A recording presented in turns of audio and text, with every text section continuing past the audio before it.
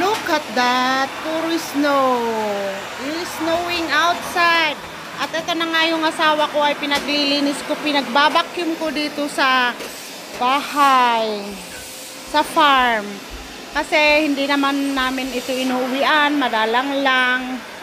So, ayan. Pinagbabacuum ko siya.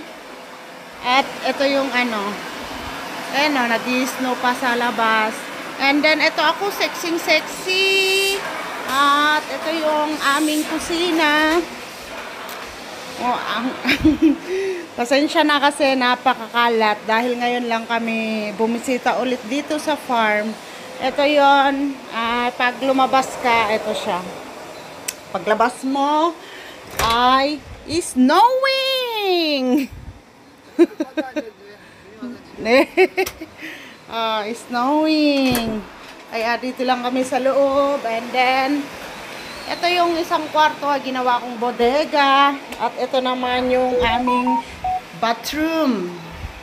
Yes, ito siya.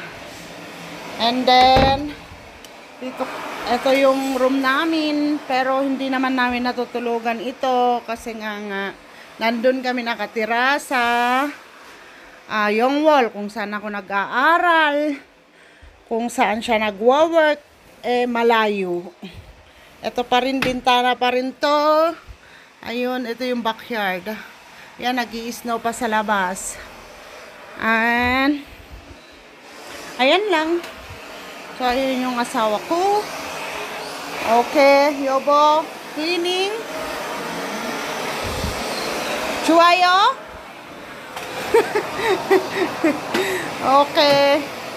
Ayan, tapos kakabi kasi tinapay lang kinain ko. Tapos, ayan siya.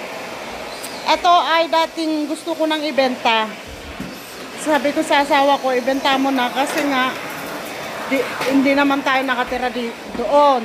Dahil malayo nga. Pero na-realize ko na pagtanda ko, gusto ko pa rin dito tumira. Kung saan tahimik ang buhay, walang mga chismoso.